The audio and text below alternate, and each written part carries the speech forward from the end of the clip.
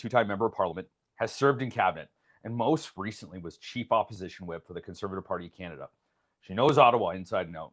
She's fought tough battles on key issues like justice, national defense, and now she's bringing that experience to the BC Conservative leadership race. This isn't a quick soundbite. This isn't spin. This is a full-length conversation about principle, conviction, and what it really takes to lead from affordability to public safety to parental authority and education, party unity, and the broader direction of this province. Kerry-Lynne Findlay, thank you. Welcome to the opposition. How are you doing? Thank you so much, Dan. It's good to see you today. You know, I really do appreciate you joining us today. You know, I listed off a lot of your accolades like it was a resume. But who are you beyond the resume? I'd like to hear, first off, who are you? Well, I am a lawyer and a mother of four, and that's probably my proudest achievement. And I am an advocate, I think, by nature, someone who is called to serve by nature. I had a very busy law practice for many years, always a working mom. I was widowed at a young age with two children and then remarried, had two more. So we're a family that has moved forward together, the six of us. And all through that time, I had my professional life. I went through school early. My dad was a self-employed electrician.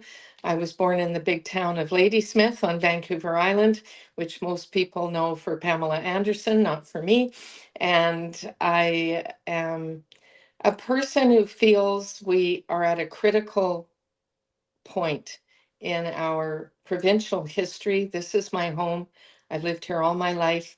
You mentioned federal politics. I've given a lot of energy and time and years to that. But when your home is threatened, and I believe it is under the current regime, I feel I need to move forward. And I want to do it in my home, for my neighbors, for British Columbians. I guess that's sort of who I am. That in my nature, I'm someone who says, well, if there's a big job to do and I have the talent for it and the energy, which I have both, I believe, then I want to be of service.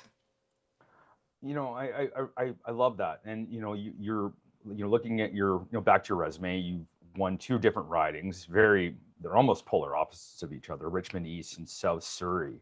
So you have deep roots in BC here. How is like being entrenched in both those communities like shaped your, you know, your principles with community within those two ridings? Because I can't think of two different districts than Richmond to South Surrey. South Surrey White Rock was the community that my parents retired to, so it became our family home. And I was probably more familiar with it than I was with Delta Richmond East in some ways, although I certainly spent a lot of time in Delta and Richmond. And we moved to the riding to Ladner, which is part of South Delta, but they're neighboring ridings. So there is a lot of back and forth between the two. The demographics may be a little different, but at the end of the day, all British Columbians want to have a peaceful life, want to be able to earn a living, want to have stronger paychecks, not necessarily higher wages, but they want their paychecks to go further. There's a lot of people struggling in this affordability crisis we're in the midst of. We have people in both communities who believe that we shouldn't be subject to a government that seems to think that we work for them instead of the government working for us. I think this latest BC budget told that story. It wasn't, I call it the no hope budget, because it wasn't one that presented a vision for the future. It said, look, we've overspent. We've done a lot of no bid contracts with insiders. We have an ideological path we're going on. And because we've overspent, put the province in 183 billion in debt, and with a deficit of 13.3 billion, we want you to pay more taxes at a time when people are struggling. 40% of British Columbians say they're $200 away from insolvency at the end of each month. We have 200,000 people a month in food banks. This is not the way it should be. We should be the most prosperous province, frankly, and the most prosperous nation in the world.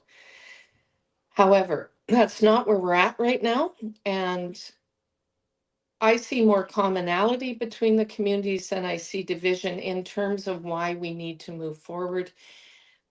I'm running because leadership requires clarity. And over the past few years, I've seen politics change quickly. Here in BC, parties have rebranded, positions have shifted, but I don't think that core values should shift with political wins. Consistency builds trust, and accountability protects it, and competence earns it back.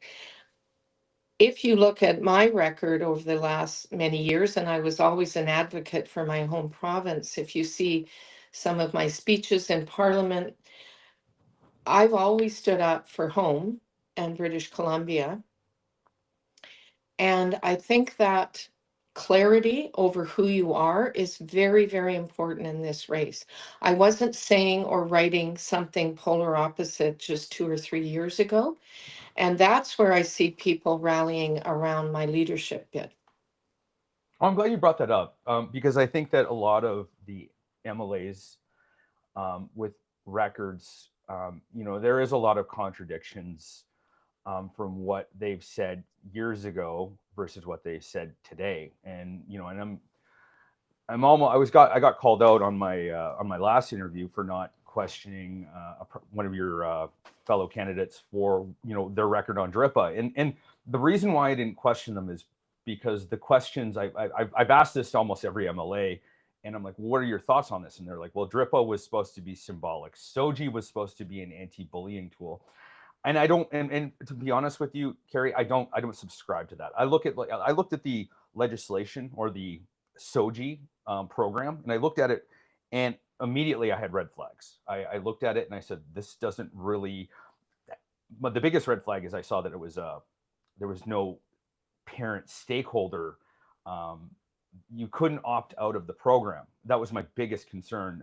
I don't really care about the ideology, but at the same point in time, it no longer takes me as a parent and makes me a stakeholder of my child's education. When I was growing up back in grade one, I had, two students got pulled out of class, and we learned that had to do because their parents didn't agree with evolution. They were creationists. Whether you agree with that or not, I have to respect the parents' involvement as a stakeholder in their child's.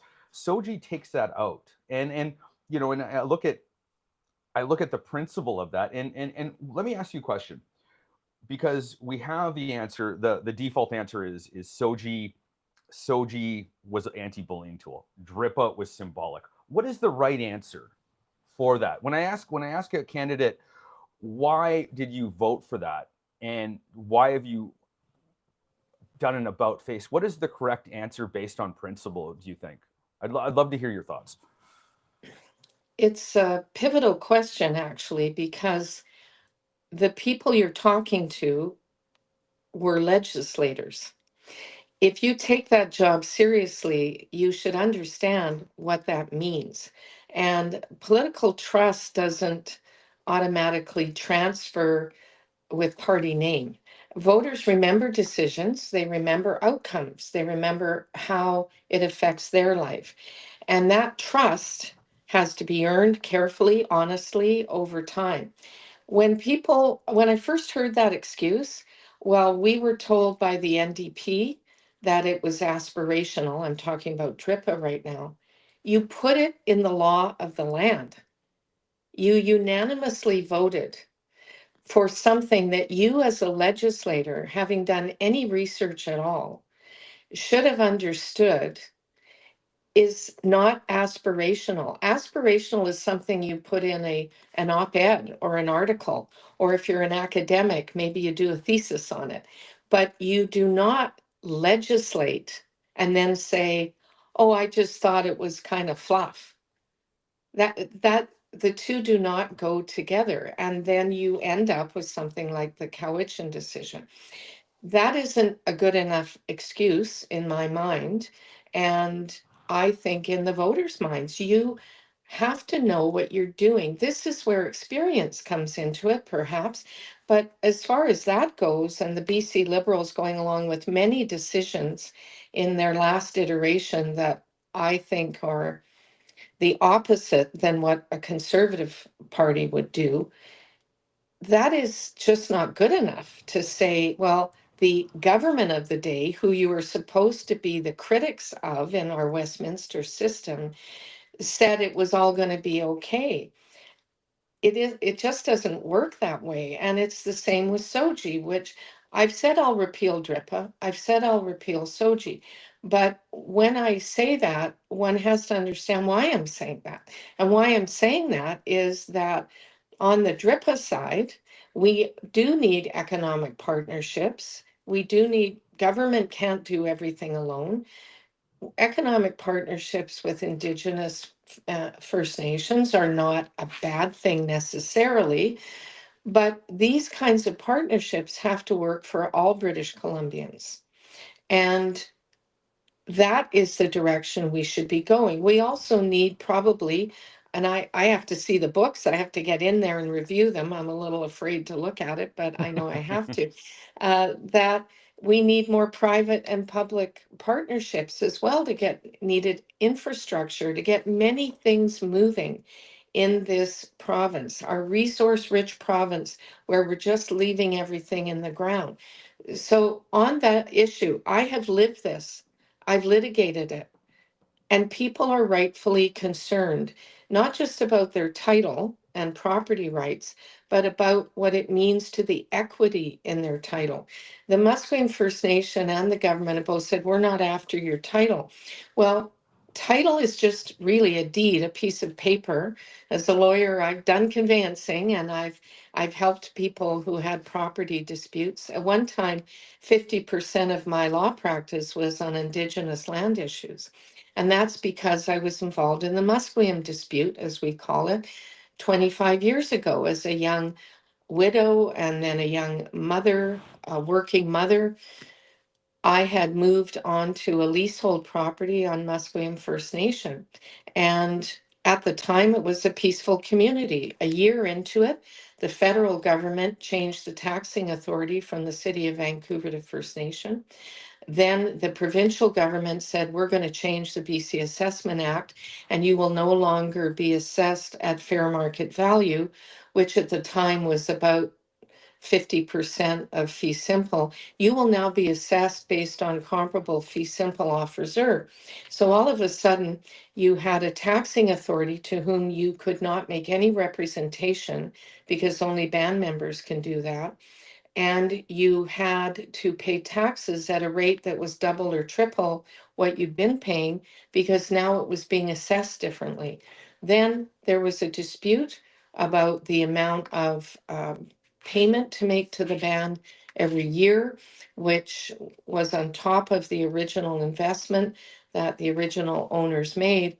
And that ended up going all the way to the Supreme Court of Canada. I was on that team. We won that case because the demands of the First Nation at the time were excessive.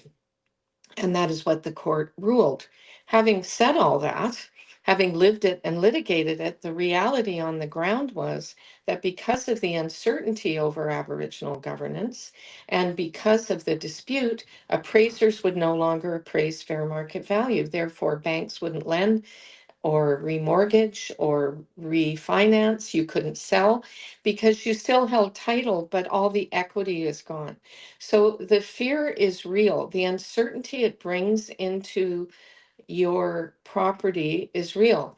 When, if I might just add this, when the charter was repatriated and they were going through constitutional change in Canada, my understanding is that the then Alberta Premier Lougheed was standing up for private property rights to be entrenched in our Constitution.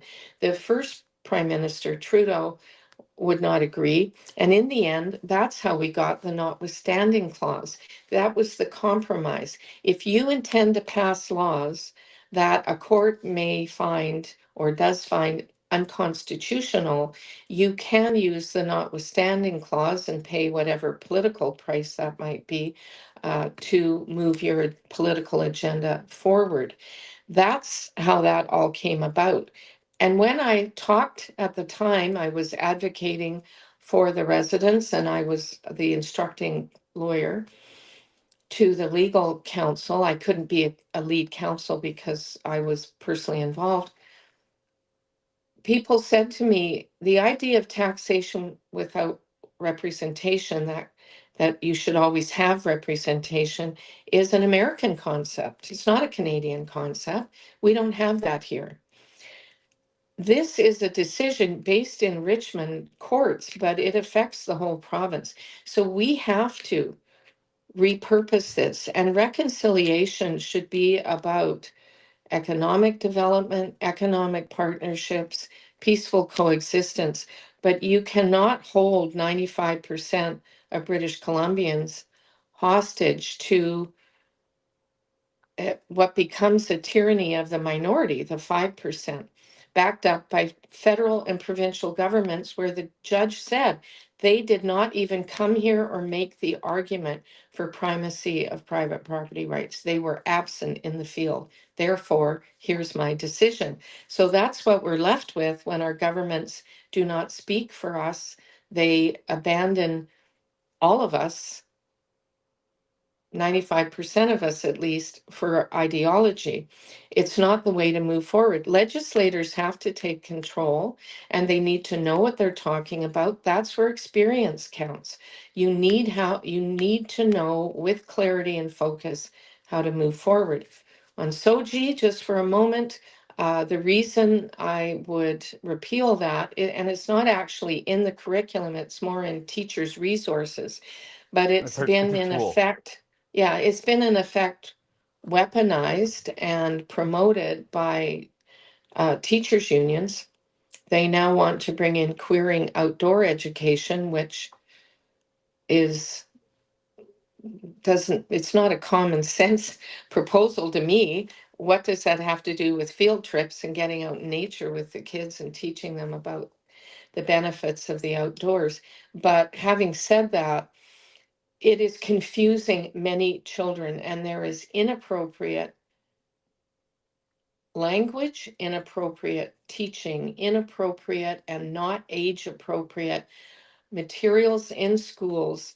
I want to see our children getting the basic good education that they should, so that they are competitive in an increasingly competitive world.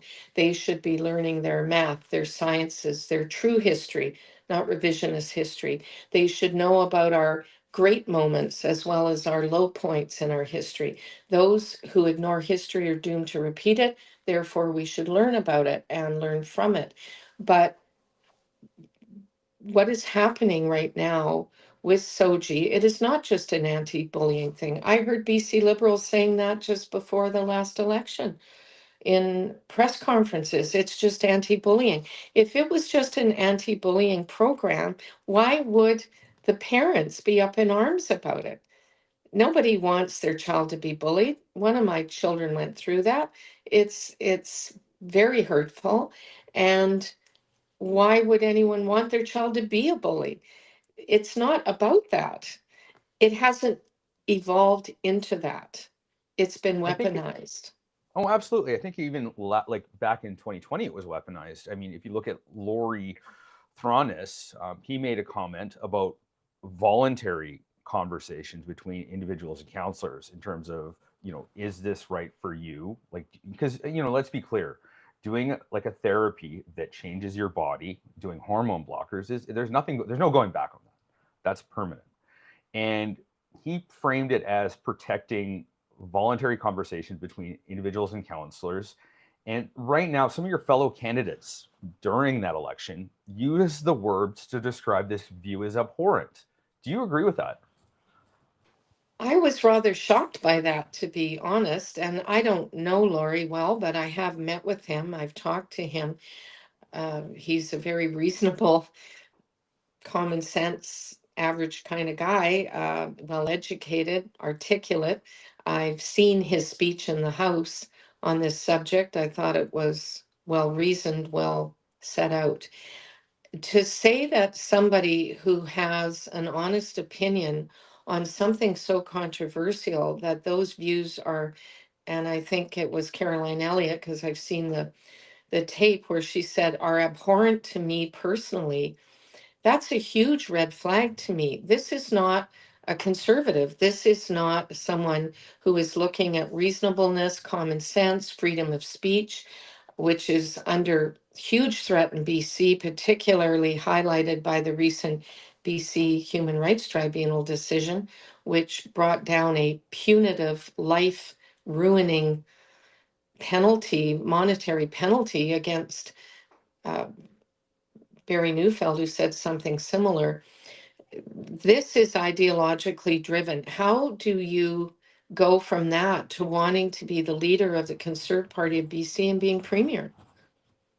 I No, mean, I think there's a lot of it's questions. I think when we look at the record of the and I'm glad you brought that up, because when we talk about the BC Conservative Party, to me the BC Conservative Party is almost an indictment of the past parties. It's not an evolution, it's an indictment, because you brought up SOGI and you brought up abhorrent. If I'm going to describe abhorrent, I'm going to use the word to describe the literature which is in our libraries, which our students have access to. That is abhorrent, and I can say that without a certain, because Bruce Bandman brought this to question period and was able to ask David Eby, read out some of this literature. He refused, absolutely refused. So let me ask you a question, and I don't want to stick on this too much, but let me ask you, SOGI, should there be an opt-out mechanism, or should we repeal it, reform it, or do we just keep it the status quo? Because we can't do all four. Well, we definitely can't keep the status quo. This is harming our children. And if anything I'm about, it's protecting the vulnerable in British Columbia. And that often means, it always means children, often means seniors as well, or low income people. Look at their housing policy, putting hard drug addicts, people who are really struggling in life. They want to put them next to Vulnerable. low income or in the same housing units as low income and, uh, you know, vulnerable people, seniors and low income. They want to put, they call it supportive housing. Supportive of who exactly? Because there's a long history of that increasing crime, chaos, and disorder. We need to get away from that.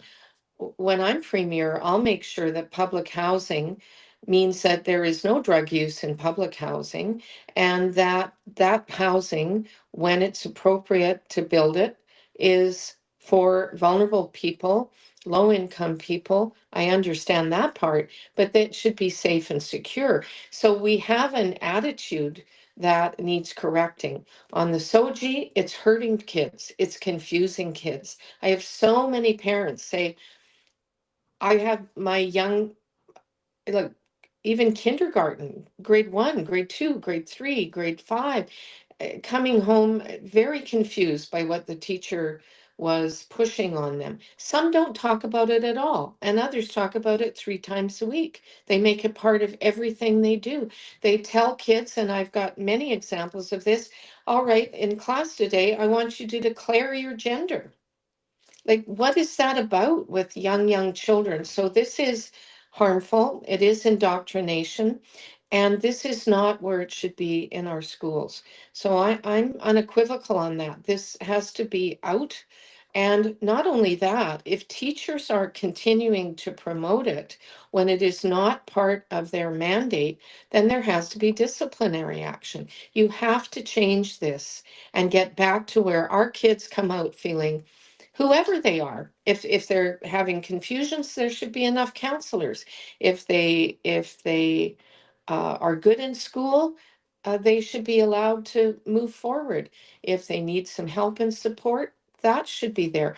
But at the end of the day, we want British Columbians, their children, to come out of school confident, ready to move forward, whether they go in the trades or they stay in school, not mired in this confusion. And if they come out where they've learned what they needed to learn and they have confidence in themselves. And I think sports too is a big part of that, encouraging physical exertion and education, that they will be competitive in a competitive world. Otherwise, we're Well, doing them a grave disservice. I absolutely agree with that. I think that, I was looking at the curriculum recently, unless it's changed without my knowledge, but I don't even think that we grade our students anymore. And to me, I think there's a great disservice in that. I think that we need to learn to fail as a society, because if we don't learn how to fail properly, we don't know how to get up. We can't learn from our mistakes. We can't strive to be better. I think that by having sports, I think that that's a tremendous, it gives a lot of people, especially young people, especially myself in my, late teens, early 20s, gave me tremendous confidence in myself. Being able to build past barriers that you once thought were inachievable gave me tremendous confidence to always think outside the box. And I think that we're doing our students, I think we're doing our society a great disservice by taking that away from our kids. I kind of want to pivot a little bit to federal politics. Currently, we've had Michael Ma, Chris Edmont, and Matt Jenricks. They've crossed the floor to join the Carney government. I'd like to hear your thoughts about floor crossing in general, and does that?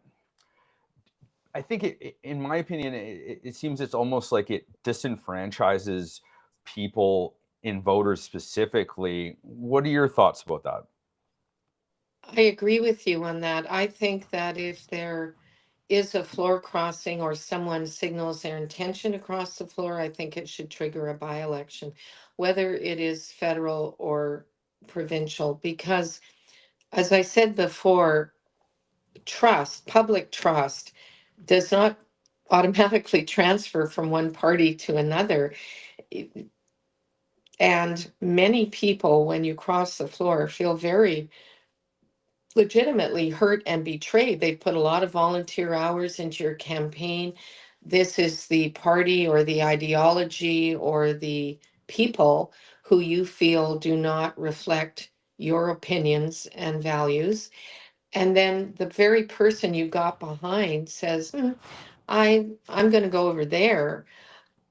I think this leads to distrust of the whole political system by the public, and I understand why. And it makes sense to me that if you are so moved that you feel you need to go to the other team, so to speak, then fine, put it to the people of your constituency or your riding. Let them speak. And then maybe you win, maybe you don't, but you're under a different banner. I also think sometimes individuals running in politics get a bit carried away with themselves. They think that it's all about them.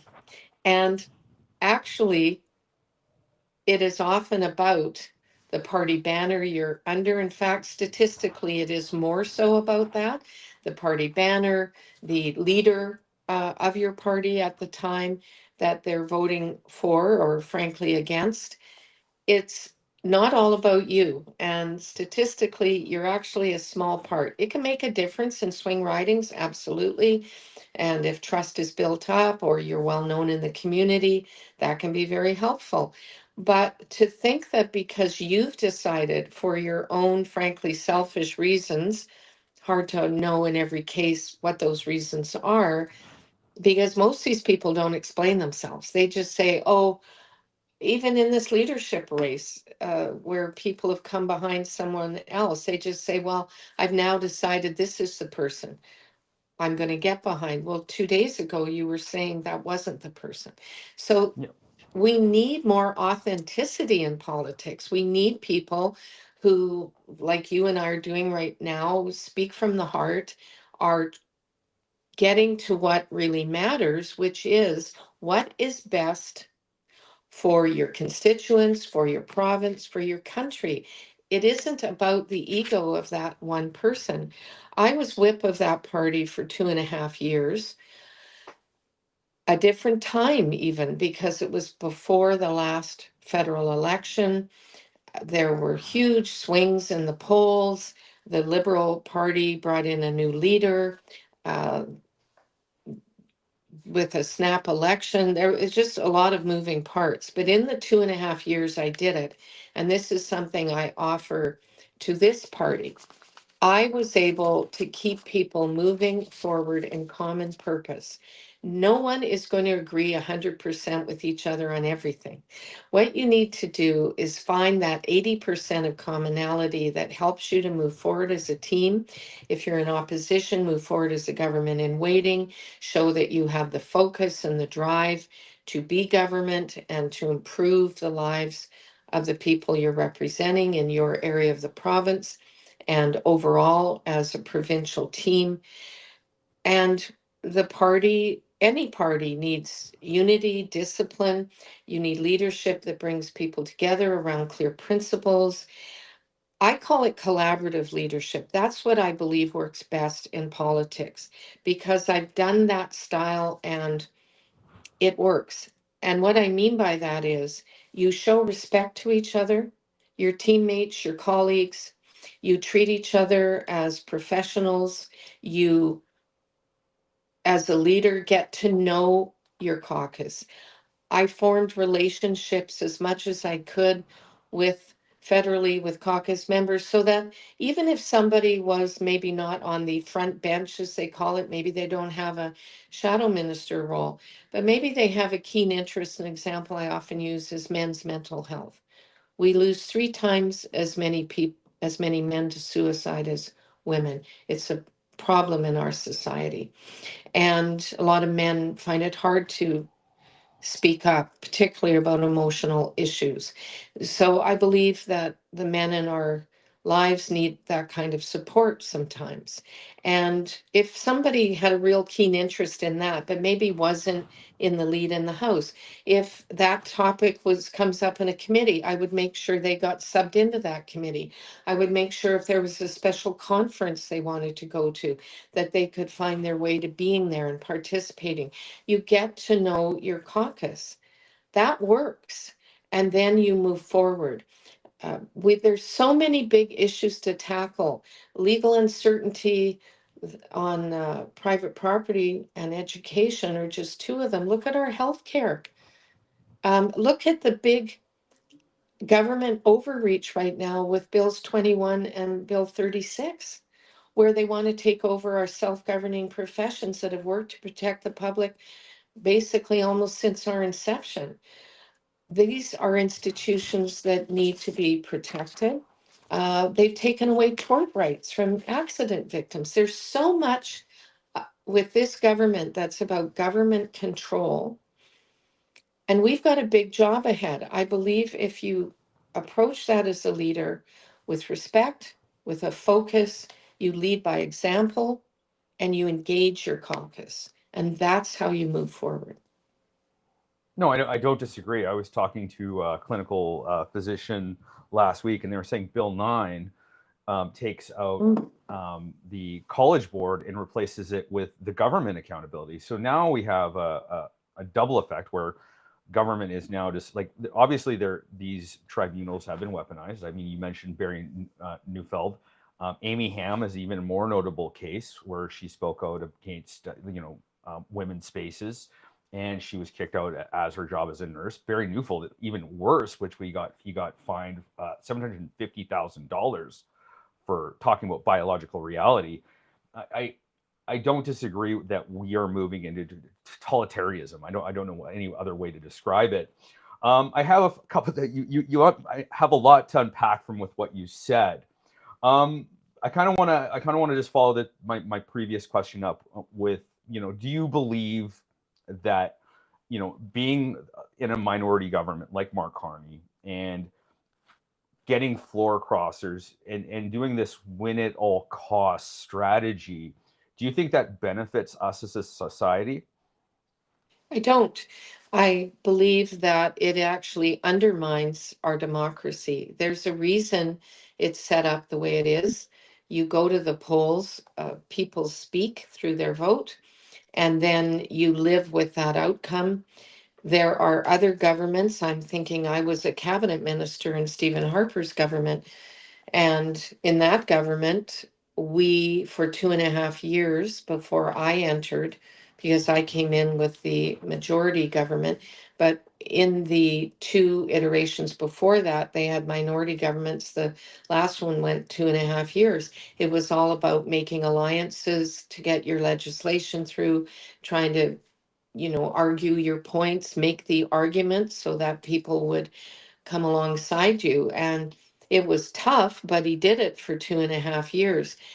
This idea that you offer people something, I'm not sure what, maybe it's just a chance to be in government and they're tired of opposition, or they don't think they're being given enough of their own headroom. I don't know. I think probably there's differences in each case, but this is not democracy. I think it's undermining our democracy. This kind of, let's cobble it together until we get a majority, and then we'll say, hey, we have a majority made up of floor crossers. And I don't know, I'm sure you know as much about this as I do, but the latest floor crosser from the NDP, from January to when she crossed the floor, literally 2 months, the federal Liberals poured money into Nunavut. Now, Right. if that's not Oh, it's coercive. basically giving somebody a reward and to get them to floor cross, I don't know how much more obvious that could be. And I think that is sad for our democracy. I think it undermines the Westminster system, how it was set up, and the way we followed this since Confederation. It's just not good enough. And I think that I'm surprised sometimes that more Canadians aren't not just angry about that, but insulted by that. I think most are, but I also think that there's only so much bandwidth that every one of our tax-paying citizens can digest, and it's up to people like True. me to get the message out there.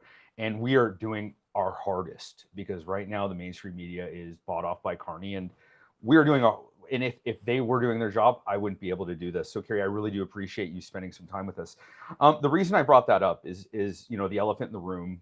David Denhoff, he stepped down as your or allegedly he was your campaign manager, and you responded. And when he did, the Elliott camp, he said, I'm stepping down to join the Elliott camp. And the Elliott camp were fomenting. They were pushing that welcome to the team. And it surprised me that they were so embracive of this, especially with what's going on in federal politics, especially with what we're seeing with these floor crossers. And you responded, and I love your message, and I'm going to read it out right now. Is strong campaigns are built on structure, accountability, and execution. That's exactly what we were addressing last weekend. David played a major role in our team. He was never the official campaign manager. When someone is asked to step aside, there's a right way to handle it. Endorsing a rival on your way out isn't it. It's not principle. That's opportunistic. We know what we're building. We know why it matters, and we're getting it done. I'd like to hear a little bit more of your perspective on that. These are internal campaign manners, and I don't really want to belabor this issue. Fair However, enough. it my statement stands, and I just wanted to. I was surprised, honestly, by what was put up on X. Also, I felt a little sorry for my rival Peter Millibar, because he got thrown under the bus in the same post, and he's not part of this at all. So I'm not sure how all that works. I guess that was a Elliott campaign directive. But these things happen in campaigns. We're moving forward. We're focused. I'm here doing your podcast today. I'm not I hiding appreciate it. out Thank you. somewhere. I'm not leaving the race. I've got a meet and greet in Abbotsford on Saturday. This is what you do. And sometimes changes need to be made to refocus or repurpose and just move ahead. And that's what I'm trying to do. Respectfully, and I'm glad you did, I'm glad you addressed that, because I think it answers a lot of people that are watching, a lot of people that are going to be questioning this moving forward. Thank you for addressing that. Let me ask you a question. Moving back to if you become leader of the BC Conservative Party, what about the independents that are currently sitting outside of legislature? We have right now, we have Jordan Keeley, we have Eleanor Sturko, we have Dallas Brody, Tara Armstrong, and Amelia. What are your thoughts about bringing them back into the fold? And do you know if they want to be brought back into the fold? I'm not sure of all five. I have had conversations with most of them, or there have been messages conveyed. And my approach is this: if we are moving forward to build a team that is a viable alternative to the NDP, and there are people who see that as attractive and want to be part of it, then I am more than willing to talk to them.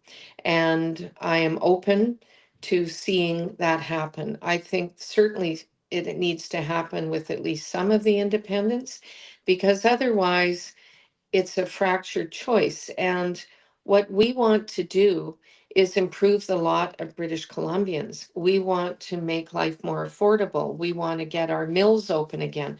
31 mills have closed down in 5 years. Bring processing back to British Columbia. Bring refining refineries, and we've got Atlantic Canada buying LNG from Australia. This is ridiculous, and we have so much here we can offer the rest of Canada and the world. We need to be looking in that direction. So if people like what they hear from me, and many have reached out who are independent because they do like that, and they want to see a reliable conservative leading the party. That's what they're looking for. But they're going to see who comes out ahead. And if the person who comes out in the lead is not a conservative, they're not interested. So I understand that. I would probably feel the same if I was in their position. And I'm keeping the dialogue open and friendly, just like I am with most of the other campaigns. There's That's not true of each and every one of them, but the majority, we're definitely speaking with each other in friendly tones and keeping in touch. Oh, and respectfully, I think that we need to have all walks of, or all different diverse views. I think that we should be listening to everyone. And I think when we have a shutdown of conversations, we're no longer listening, and we're just pushing one agenda forward, and it might not necessarily be the right agenda. So I respect what you put out there. Let me ask you a question about the past leadership, because obviously, they did some exciting things. They went from two to the official opposition, and let me ask you a question. And I think they were about 180 votes away from forming government. When you look back at the last leadership, what, in your opinion, worked, and really what didn't? Like, why are we here now? Because again, you mentioned it like about learning from the past mistakes so that we can move forward. What do you see those mistakes as, and how do we improve upon that moving forward? I have a lot of respect for John Rustad. I think that he did a lot of things right in the beginning, but everything happened so fast. The dominoes were tumbling at that time, where there was a BC Liberal Party that rebranded itself as the BC United. There was a change in leadership there from Wilkinson to Falcon, and that they weren't resonating. One of the biggest mistakes they made, I thought, because I had so many calls on it from conservatives, was that they voted for the NDP motion to condemn the Freedom Convoy and say that the NDP handled COVID perfectly. I had so many calls on that just as a conservative, saying, what are they doing? And I saw that their fortunes changed dramatically after that vote. So there's a lot going on over there. Then I believe that, and I think you said it earlier, the rise of the Conservative Party, and this is not a new party. I spoke to their AGM in 2020. So it's been a core group of conservatives who were involved for a long time, but it started to become a new version perhaps, or even more people getting involved, and they're saying this is our alternative. Perhaps more of an indictment, I think, was said on what was happening in the previous coalition government, as it was always put forward, and not for any Well, bigger or you said, loftier reason than that, perhaps. But anyway, well, you said it. I mean, the past government, or the past Liberal Party, was pro SOGI, pro DRIPA, pro carbon tax, they voted and for all of this, right? yeah, absolutely. And I think you're absolutely right. I think that voters saw that as, well, are we voting for NDP or voting for NDP light? And I don't think voters wanted NDP light. They wanted an opposition, and I think you articulated that perfectly. That voters wanted an opposition party, a true opposition party. Right. And I'm glad you brought that up, because we brought up the carbon tax, and right now we have an industrial carbon tax which is being brought by Mark Carney, and we have provincial trade barriers within this province that are still hampering our productivity. And I think the biggest barrier I see is this carbon tax, and what I mean by that is, we have three shells, and we're putting our carbon, our greenhouse footprint here, and then we're just off moving it to China. And we're importing those products back here to BC and Canada, and we haven't done anything differently except move our manufacturing base off of, out of Canada. And I don't understand how anyone can see that as competitive. I don't understand how anyone sees the logic in that. My question to you right now, and I think we're talking about affordability, we're talking about industrial carbon taxes. Look outside right now at what gas costs out on the street. It's over $2.10 a liter. What's the solution? Yeah, I paid $2.20 a liter 2 days ago. Um, Cost a lot more to fill up the tank. Look, we need to have people able to move goods and services, move themselves, get their kids to soccer, go to events, go to work, and there's vast areas of our big province where there isn't transit. There's no GO train that gets you from, Smithers to Prince Rupert. Like it's just ridiculous, actually. Again, nonsense, not common sense. In any event, I have proposed that we axe the tax on gas, and that means gas and diesel. Every time that you add tax, and you add whatever it is, carbon tax, here down in the Lower Mainland, GVRD tax, you TransLink tax, instead of providing funding for TransLink through efficiencies in government, they just add it to the gas. This is an everyday essential for most people. And when you add in the new clean energy fuel tax that's coming in, when I'm premier, you're going to be looking at over 44 cents a liter just in taxes. So I've said we need to get rid of that, because that is passed on, as you are pointing out. If a trucker with all these taxes on diesel is and gas are bringing product to market, bringing your groceries to the grocery store, delivering products, that cost has to be passed on. And you end up not just with higher gas prices, but higher grocery prices, higher everything prices. We need more practical solutions. And I just, if I can point out this for a moment, I was Minister of National Revenue for 2.5 years. At that time, I worked closely with the Prime Minister, with the then Minister of Finance, Jim Flaherty, a brilliant man we lost too soon, and after him, Joe Oliver. And during the time in office, Harper brought GST from 7 to 5%. We lowered personal income tax. We lowered corporate income tax. We brought in income splitting for seniors. We got back to a balanced budget and we left a surplus, and that was coming out of the deepest recession we'd had since the 1930s. It is possible. You need to focus, you need to understand that government is not there to burden the workers. The workers should have a government that supports them. Right now, they're crushing working men and women in this province by not opening up our job markets, by not giving opportunity, and then when you do earn a paycheck, by taking too much of it, so that your disposable income is just shrinking, shrinking, shrinking. When the Stephen Harper government left office in 2015, our Canadian median income was higher than any American's median income, or higher than the American median income. Now we're below all the states.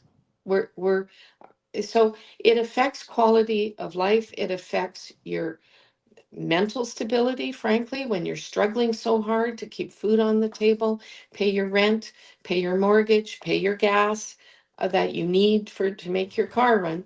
You know, all of these things are hurting regular folks, and we can do so much better than that.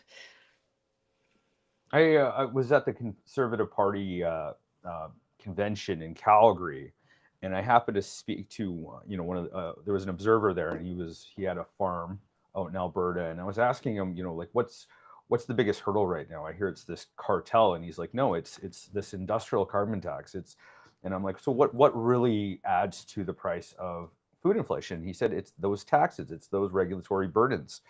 And it's just as you said, the gas that it takes to farm the product, to transport the product, gets passed on to the consumer. And I'm glad that someone's actually saying the quiet part out loud, because I think that we need to rein it in, because fiscal discipline, I don't think that nobody knows in government outside of the opposition knows how to spell it. And I think that that's important. But let me ask you a question. Deficits and spending discipline, where do you draw the line? You have to, again, have focus. You have to make it clear to your executive, which is your ministers and their departments, that you are going to look at a review and expecting them to come back with solutions on how to reduce costs in a reasonable, common sense way. You need to have that as a core discipline of your governance, or else it never happens. These issues are too big to just deal with off the side of your desk. And it is punitive and not fair to say to hardworking people, we've spent too much of your money, therefore give us more taxes. That is not the answer. You have to bring competencies. In the federal government, we had something called DRIPA, Debt Reduction Action Plan, and we were all tasked as ministers to look at that and do that, and we accomplished it. And we got back to some fiscal sanity. You can't do it overnight, particularly with a government that's been as reckless as this NDP one has been. And of course, you never know till you open up the books exactly what you're dealing with. And I suspect it's usually worse than you think. But even they have suspended all kinds of spending that they had promised because they just can't make it work. Instead of delivering, instead of taking projects that don't work and scrapping them, measuring outcomes, going at it with a proper discipline, they've just sort of abandoned it and said, oh, it's all just too much. And yeah, we spent too much. So give us some more of your tax money. They've even put tax now on bookkeeping and accounting and shoe repair. And I mean, every small business needs a bookkeeper. Why? Because the government puts so many rules and regulations that in order to be compliant, you need someone to help you with that. Well, you're trying to get viewers, customers, clients. You need someone who's got your back on that. 7% off the top. And then you make those people for the first time into tax collectors for the province. So now they have to fill out more forms and they have to be compliant and they have to report. So the outcome is not going to be just 7%. It's probably going to be 10, 12% when they add in their additional costs. The carbon tax is the same idea. The farmers are hurting. The farmers are hurting. 70% of them say they would not recommend to the next generation to go into farming. And yet family farms has been part of our national identity. And on top of that, you have farmers in British Columbia who now have to worry about security of their title to their lands. And I just gave testimony at the National Citizens Inquiry in Kelowna, and I was asked to do that as a lawyer and advocate because there were farmers being threatened by the CFI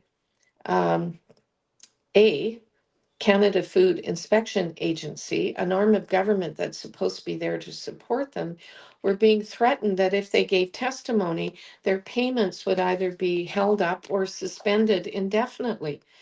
So I talk to farmers as an advocate, and just a citizen, to go and say, this is what they're facing, because they don't want them talking about mandatory culls and things like that.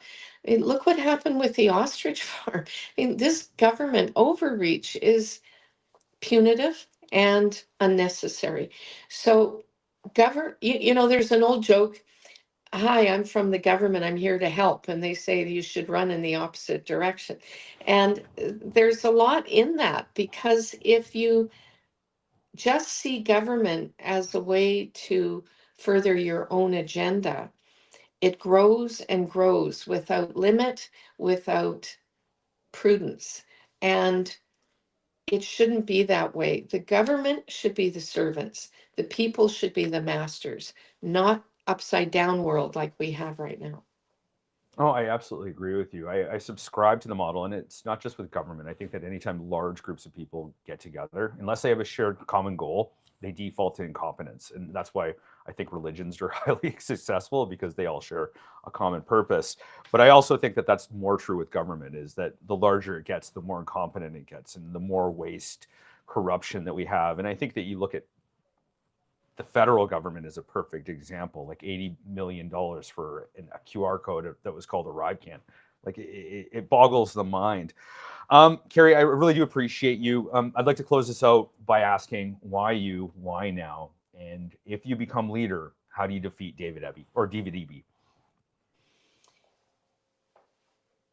I think it's important here to say this, that I'm a conservative by conviction, not by convenience.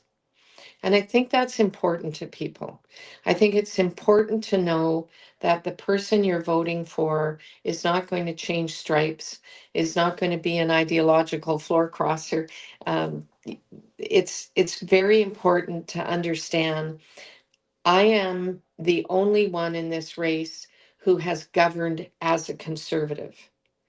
There is other people who've had elected office, although the majority have not. So they haven't even put their name on a sign before. And there's a skill set that goes with politics, that collaborative leadership. It's not like a business where you're the boss and you can just come in and say, I pay your way, so you listen to me and do what I say. Much more collaborative than that. We've got here in BC a resource rich province, but we've failed to act like that. We do need access to tidewater, not just for BC energy, but Canadian energy. It's not just a local issue, it's a national economic issue that BC is an integral part of. When we responsibly develop our resources, we create jobs, fund public services, and improve the standard of living for all British Columbians. That is also true of being more responsible with the public purse. So I'm running, and I believe I offer unique experience and talents. Even being a lawyer, you don't have to be a lawyer to be in politics, but we're facing so many complex legal and legislative issues that someone who knows how to look at complex issues, distill the essential points so that you can move forward. I think we need this at this time. And this is my province. I love my province. I love British Columbians. We need to do and pursue public policy that works for all of us. I have defended that in the past. I've defended my province, my home. And this is a new role where I believe we can do it again. We've had veterans and people who have given ultimate sacrifice in the past for our freedom. I really believe in the faith, family, and freedom idea that in a democracy, and if rule of law is to mean anything, then we have to understand that we must fight for them and defend them and not let government creep into every aspect of our lives and take it away from us. I wish, everybody could see that there is a way forward. I don't want people to lose hope. I don't want to see so many people leaving our beautiful province. I want to provide that hope, that optimism by being a leader that leads by example and shows that we can do it and that we have a bright future. Respectfully, I love that. Kerry-Lynne, thank you for coming on. You've been Thank in the you. arena a long time. You've won tough races. You've served in cabinet. You managed caucus discipline as chief opposition whip. That's not theory. That's experience. And in a moment when moment is trying to, or excuse me, and at the moment when this movement is trying to decide not just who sounds conservative, but who can actually govern, experience matters. Your story is one of the time in trenches of knowing how power works, how it's lost, and how it's used. We appreciate you sitting down and answering the questions directly. To everyone watching, this is part of our BC Conservative Leadership Interview Series. Listen carefully, decide for yourself. Kerry-Lynne Findlay, thank you for joining us. Thank you for the opportunity, Dan. I really enjoyed it. Look forward to seeing you at the debate. Thank you.